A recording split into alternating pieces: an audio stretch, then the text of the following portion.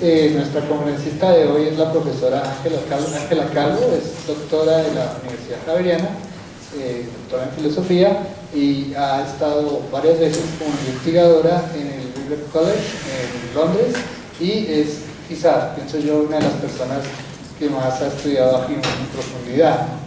La profesora Ángela Calvo nos va a hablar hoy de Hume y la verdadera filosofía. Entonces, le cedo la palabra.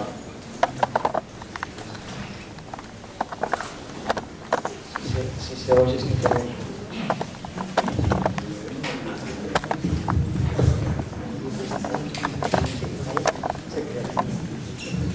¿Sí me oye?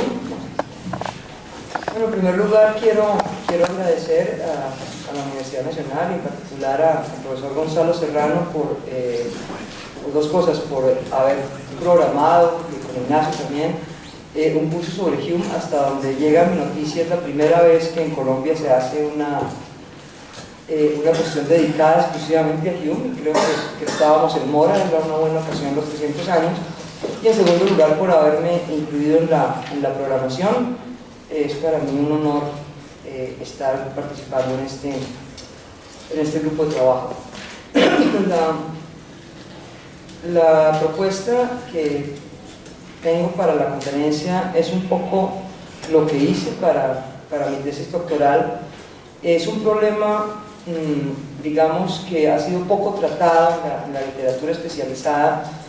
Sin embargo, para Hume, yo diría que siempre hay que leerlo con una doble mirada. Una cosa son sus tesis filosóficas, pero él siempre estuvo tremendamente preocupado por no caer en la falsa filosofía y por pensar lo que fuera una verdadera filosofía. Cuando decimos verdadera, no hay que tomarlo, es el término que él utiliza, no hay que tomarlo en el sentido de que él quiere encontrar una verdad filosófica, ¿okay? ¿Sí? Es como la filosofía que sea más genuina, tal vez sería la palabra más que usaríamos ahora. Sin embargo, él habla de verdadera filosofía, de manera que voy a referirme pues todo el tiempo a verdadera filosofía. Quisiera empezar con un epígrafe que les muestro a ustedes la importancia que tiene para él este problema. Es un epígrafe del tratado. Dice: podemos observar una gradación de tres opiniones derivadas unas de otras, ese es el punto, según que quienes las formulan van adquiriendo nuevos grados de razón y conocimiento. Estas opiniones son las del vulgo, las de la falsa filosofía y las de la filosofía verdadera. Y aquí nuestra investigación nos hará ver que la filosofía verdadera se acerca más a las concepciones del vulgo que a las de un conocimiento erróneo. Ese es como el marco de referencia en el cual nos vamos a mover. La pregunta por la naturaleza y el sentido de la actividad ha atravesado la filosofía siempre. Sin embargo, es la modernidad la que considera como su problema fundamental el autocercioramiento de la actividad filosófica. O sea, se puede decir que el proyecto de la modernidad se puede leer como un autocercioramiento de la filosofía. Los modernos creyeron que en un mundo desencantado, caída un poco el modelo escolástico, la razón, erigida en facultad cuasi divina, podría dar cuenta no solamente de la verdad, sino de la justicia y de una vida que valiera la pena de ser vivida, que se podría llamar la belleza. No obstante, arrancaron a hacer sistemas. Los que ya hayan estudiado filosofía moderna, uno se encuentra con un espectáculo de sistemas maravillosos. Sin embargo, cuando uno va pasando de uno a otro, no se comunican. Son sistemas que cada uno pretende estar descubriendo la verdadera filosofía y sin embargo llegan a conclusiones, tienen métodos completamente opuestos y contradictorios. Entonces, digamos, la gran esperanza de que se iba a poder encontrar un saber cierto, fundante de toda la comprensión de lo real y del hombre, se vuelve una paradoja, porque cristaliza en una serie de sistemas inconmensurables que ninguno reconoce sus límites. Entonces, digamos que son sistemas contradictorios, cerrados, absolutos, que no resuelven para nada los problemas, no le ayudan para nada a la gente en la vida cotidiana. Paralelamente a eso está creándose la nueva sociedad plural moderna. Después de la Reforma Protestante ya el pluralismo es un factum social, y digamos que hay una emergente sociedad que está interesada en configurarse y está interesada en oír otras voces para pensarse a sí misma, y la filosofía no le aporta. O sea, la filosofía ha caído en el descrédito. Dicen eso, además de que es un galimatías que no ha logrado ponerse de acuerdo sobre nada, tampoco aporta nada para la vida cotidiana. Ese va a ser el gran reto de la Ilustración, pensar su presente, y Hume es particularmente sensible a ese descrédito de la filosofía en el mundo social. O sea, a él le parece que la filosofía tiene que poder encontrar una voz en la configuración de la sociedad comercial y cosmopolita. Si ese es el horizonte de su proyecto, es interesante ver que a partir del descrédito que él ve a la filosofía, él no piensa que el problema sea del vulgo, él está de acuerdo con el vulgo. Por eso empecé por ese epígrafe. Él dice, tienen razón, realmente la filosofía necesita una reforma radical. Y ese es el proyecto que él va a emprender. Pues ustedes, yo creo que al final de este curso podrán balancear si realmente lo que pensó sirvió para algo y si tiene algo que decirnos al presente. Creo que en cada una de las charlas los expositores trataremos de mostrarles en qué sentido tiene algo que decir para el presente. Sin embargo, él se concibió a sí mismo como alguien que reformaría radicalmente la filosofía, pero particularmente con una intención ético-política, dijéramos así, con una intención práctica. No es la lectura habitual. O sea, en el contexto de la historia de la filosofía, Hume pasó por ser el epistemólogo que derrumbó la idea de causalidad, por lo tanto construyó, más bien deconstruyó las posibilidades del conocimiento, y en ese sentido adquirió el infame nombre de ser escéptico, que en ese entonces se entendía además como ateo. Eso le costó que nunca pudo ser un profesor universitario. Siempre fue rechazado porque sus enseñanzas eran peligrosas, y se pensó que su filosofía, digamos que no tenía ninguna otra vía. Esta interpretación, sin embargo, tiene serios problemas. El primero, que lo veremos en el curso de la charla, es: para Hume, llamarse escéptico no es para nada infame. Él le voy a robar la palabra a Gonzalo, me la aprendí. Él se autoproclama como escéptico, lo cual significa que para él la verdadera filosofía es escéptica. Vamos a ver eso qué significa dentro de nuestra comprensión del asunto. Entonces, digamos que la Ilustración del siglo XVIII, yo creo que en estos son vecinos, Hume y Kant, habrá otras charlas que tocarán este punto, básicamente piensan que un criterio para saber si uno está en la senda de la verdadera filosofía o no es si afronta la pregunta acerca del carácter de su propio quehacer. O sea, las filosofías que ni siquiera se plantean la pregunta ciertamente están en una senda equivocada. Como les digo, el motivo de entrada es práctico, es la responsabilidad con la humanidad. De alguna manera ellos están convencidos de que la filosofía tiene un papel, es artífice de la civilización, o sea, de la salida de la barbarie. Yo de alguna manera suscribo eso para el presente. Pienso que si la filosofía no tiene nada que decir al mundo en que surge, pues difícilmente tendrá algún sentido estudiar. Hume se plantea con una radicalidad tremenda la pregunta, con la idea de arrancar de la crítica a los sistemas imperantes. Pero es muy interesante porque él, en lugar de echarle una diatriba a cada sistema, lo que trata es de mostrar el origen en la mente de esas formas de falsa filosofía. De tal manera que uno podría leer, digamos que como unidad, la obra de Hume a la luz de esta pregunta, y es cómo se va generando la verdadera filosofía a partir de una historia natural de las falsas formas de la conciencia filosófica.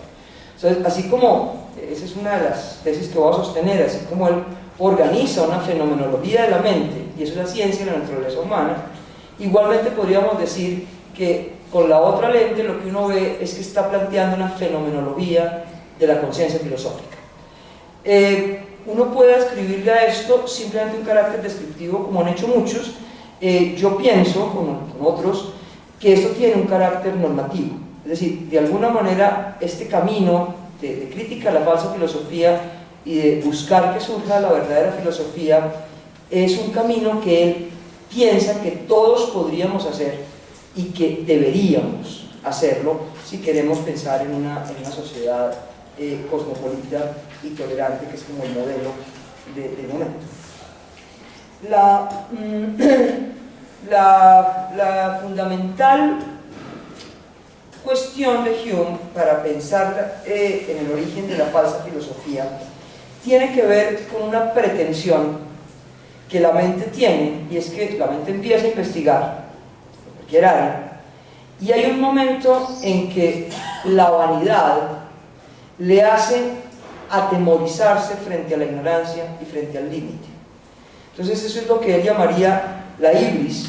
Hay un autor, Donald Livingston, que lo ha llamado el Midas touch, el toque de Midas. O sea que hay un momento en que queremos descubrir realmente el oro en polvo, la verdad plena, y no sabemos detenernos ante los límites. En ese momento la filosofía se entrampa en ir más allá de lo que las condiciones de la naturaleza humana le permiten, y en ese momento la filosofía es aliada de la superstición. ¿Sí? Entonces el término superstición va a tener que ver, de entrada eso tiene una connotación, ya lo veremos, inicialmente muy religiosa, pero yo creo que Hume amplía el concepto. La superstición tiene que ver con esa imposibilidad de reconocer en la ignorancia el talante propio de la ciencia. ¿Sí? Desde la ignorancia pensar la ciencia. En ese sentido, su preocupación es buscar cómo modificar esa filosofía. Él escribe el Tratado de la Naturaleza Humana, lo escribe, o sea, todos ustedes ya son viejísimos para escribir su gran obra filosófica. En ese entonces lo escribió en el 34, empezó a escribirlo y nació en el 11, ¿sí? Y en 3 años ya tenía buena parte de él escrito, pero antes de escribirlo, él le escribe a un amigo y le dice: si mis principios fueran aceptados, habría una revolución casi total en la filosofía. Y con ese presupuesto arranca, mucho menos modesto que lo que podemos ser como estudiantes de filosofía ahora. Y en efecto escribe el tratado y espera. Escribe las 2 primeras partes, los primeros libros del tratado, dice que son una misma cadena, que son sobre el entendimiento y sobre las pasiones, dice que eso va unido, y espera que, bueno, que retumbe por algún lado. Parece que no retumbó lo que él esperaba, tanto que en su autografía, que la escribe muy poco antes de morir, dice que su tratado nunca hubo un fracaso más contundente que esa obra en la historia, y nació muerto de las prensas. Por fortuna la historia no le ha dado la razón, y todavía seguimos mirando el tratado como la obra fundamental. Por supuesto, en el tratado hay millones de contradicciones, millones de dificultades, hay serios problemas de escritura, pero la virtud que tiene el tratado es que al leerlo uno reconstruye la experiencia de construcción de una filosofía. ¿Sí? Las otras obras, por supuesto, que se leen mucho más fácil, que están mucho mejor escritas y digamos que sin tanto fárrago llegan a los mismos principios. Sin embargo, yo pienso que la lección del tratado es ver una filosofía en acción, verla funcionando, y a mí me parece que eso es sugerente. Todo el mundo sigue considerando el tratado como el lugar preeminente de la filosofía humeana. Dos testimonios de esta radicalidad con que él se plantea y de lo serio que se toma el problema de la verdadera filosofía son uno que ya de alguna manera se los dije con mis palabras, pero se los voy a leer. Muy joven dice: mis principios son tan remotos de los sentimientos comunes sobre el tema que si fueran acogidos producirían casi una alteración total en la filosofía. Y luego, cuando está en su lecho de muerte, su amigo Adam Smith lo visita y dice que le pregunta: bueno, ¿y cómo estás? Y dice: no, estaba pensando qué haría y qué le diría yo a Caronte cuando venga, porque me parece que todavía no estoy listo para morirme. No vayan a pensar que existencialmente, eso no me importaba. Me parece que mis obras todavía podrían ser reeditadas y todavía podría yo hacer algunas correcciones para que el público realmente tuviese una mejor correspondencia con ellas. Y dice: se me ocurrió que tal vez habría esta disculpa, y dice así: mi buen Caronte, últimamente he estado corrigiendo mis obras con miras a una nueva edición. Concédame un poco de tiempo para que yo pueda ver cómo recibe el público esas modificaciones. Caronte respondería: cuando hayas visto el efecto de esas modificaciones, querrás hacer otras, y no habrá punto final para tus excusas. Yo podría insistir diciéndole: ten un poco de paciencia, me he propuesto abrir los ojos del público.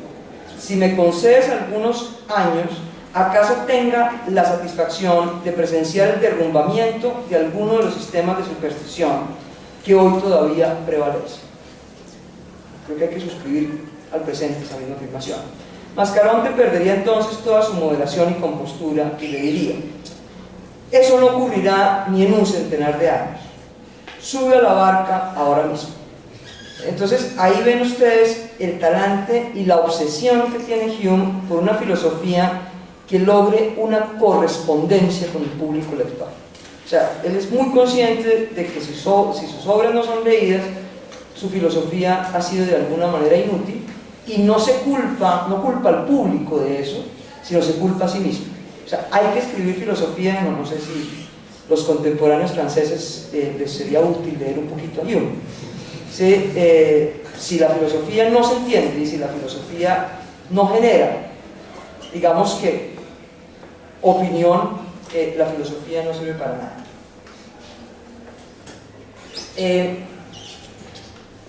Desde muy joven, él descubre, él lo mandan a estudiar, él era de una familia, digamos, de los gentries, la gente que vivía en las afueras de las ciudades, pero que tenía, digamos, cierta comodidad económica. Él lo mandan a estudiar Derecho a Edimburgo a los 12 años. Ese era el momento en que uno iba a la universidad entonces, pero eso les rendía más tal vez. Y cuando él empieza a estudiar Derecho, le parece aburridísimo, y en sus cartas dice que lo que descubre como su pasión dominante es la pasión literaria. Entonces, que él se dedica a leer los clásicos, básicamente los clásicos griegos y latinos, y descubre que él quiere ser un hombre de letras. O sea, ser un académico en ese momento era ser un hombre de letras. La figura del hombre de letras es una metáfora, una imagen, que crearon los ilustrados ingleses para pensar el tipo de intelectual que sería idóneo para esa emergente sociedad plural y comercial. Básicamente, la figura es tomada de un evento muy importante en la historia de Inglaterra y del mundo, y es que se crea una cultura alrededor de las ciudades, particularmente en los coffee houses, en los tea houses, de la lectoescritura. Hay un dispositivo ahí muy particular, que son los periódicos. Los periódicos no tienen nada que ver con nuestras entrevistas científicas ahora, que solo dan puntos según sus cuartiles que nadie lee. No, los periódicos no estaban escritos para expertos. Eran un poco aquello que se suponía que debía generar un sensus communis una sensibilidad moral, un gusto estético y una cierta visión de mundo, no política, o sea, no eran periódicos políticos. Entonces la gente se escribía, Addison se inventó un personaje, se llamaba Mr. Spectator, entonces llegaba 2 paginitas y leía lo que Mr. Spectator decía sobre A, B, C, y la gente escuchaba y conversaba sobre eso. Ese fue un dispositivo de civilización enorme, o sea, toda la gente que venía de la campiña inglesa fue paulatinamente ganando un sensus comunis, una forma más o menos común de ver el mundo y de actuar en él. Entonces, en ese contexto empieza a haber una avidez por oír y por leer lo que otros escriben. Y por su parte, los escritores empiezan a escribir por su cuenta, independientemente de ser contratados por los nobles o de ser financiados por las iglesias. Entonces surge, digamos que un público secular que va generando lo que se podría llamar la esfera pública. Esa es la génesis de la esfera pública política en Occidente, está ahí. Esto es los principios del siglo XVIII. Claro, esto requería condiciones políticas, por eso Hume sistemáticamente dice la filosofía no puede surgir sino en un lugar donde haya libertad y tolerancia.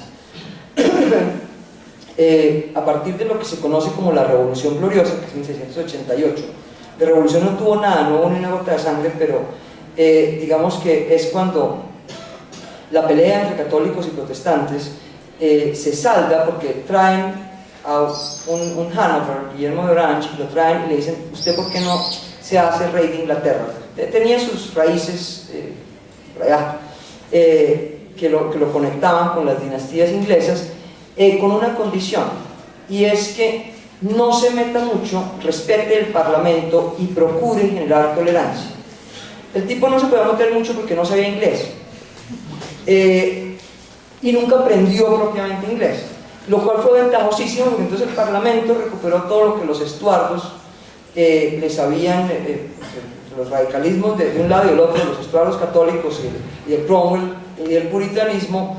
Digamos que el parlamento ha quedado perfectamente hundido y se vuelve a recuperar la voz de los comunes, y digamos que ese es el garante de que esto pueda pasar. En medio de eso, entonces surge el decreto de libertad de prensa, entonces digamos que se empieza a poder publicar y leer sin mayores restricciones políticas. Entonces la imagen del hombre de letras no es un erudito, no es un especialista, es alguien que, digamos, anima la conversación a partir de considerarse un participante crítico. Esta imagen va a ser muy importante para comprender la filosofía de Hume. Hume nunca se pensó que el filósofo veía desde un lugar distinto. El escenario en que se hace filosofía no puede ser otro que el mundo de la vida cotidiana. Yo creo que Hume descubre ese concepto. Husserl no lo entendió así, Husserl creyó que lo descubrió él. Yo creo que Hume ya lo había descubierto llamándolo de otro nombre. El elemento fundamental es la conversación. O sea, la conversación es el dispositivo de civilización, y de nuevo lo que se crea mediante la conversación es una nueva sociabilidad, una sociabilidad igualitaria de la libre discusión. Por supuesto que todo aquel que haya pasado por Marx dará alaridos cuando yo digo igualitaria, porque naturalmente estamos en el mundo burgués del siglo XVIII, y por supuesto que el igualitarismo no era, digamos, la recogida de todo lo que había. Sin embargo, si pensamos de dónde se venía, que era que salvo los nobles y el clero, nadie tenía voz. Entonces digamos que hay que mirar el mundo burgués con un ojo un poco más benevolente que como lo miró Marx, digamos históricamente, sin negar toda la crítica que él hace después de la economía política, ni mucho menos. Pero lo que quiero decir es, lo interesante de esta sociabilidad es que creó unos escenarios, en este momento probablemente no serían los adecuados, que no fueron las universidades. Las universidades están básicamente comandadas por la Divinity School, por las escuelas de teología, entonces era muy difícil que en las universidades, digamos, que se discutiera la nueva ciencia, y muchísimo menos la nueva filosofía.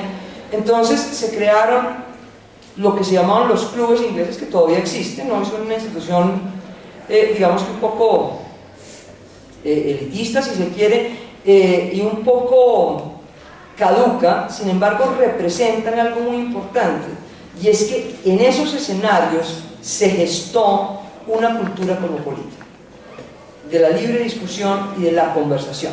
Ese es el punto que me parece que habría que resaltar, y que creo que hoy, en términos de construcción de sensibilidad moral, parte de lo que habría que pensar sería un escenario en que nos encontremos con el otro y podamos hablar sin necesidad de arrancar de las radicales diferencias ideológicas que están presentes en la sociedad. Entonces, su preocupación siempre fue un pensamiento público, un pensamiento capaz de convocar a los no especialistas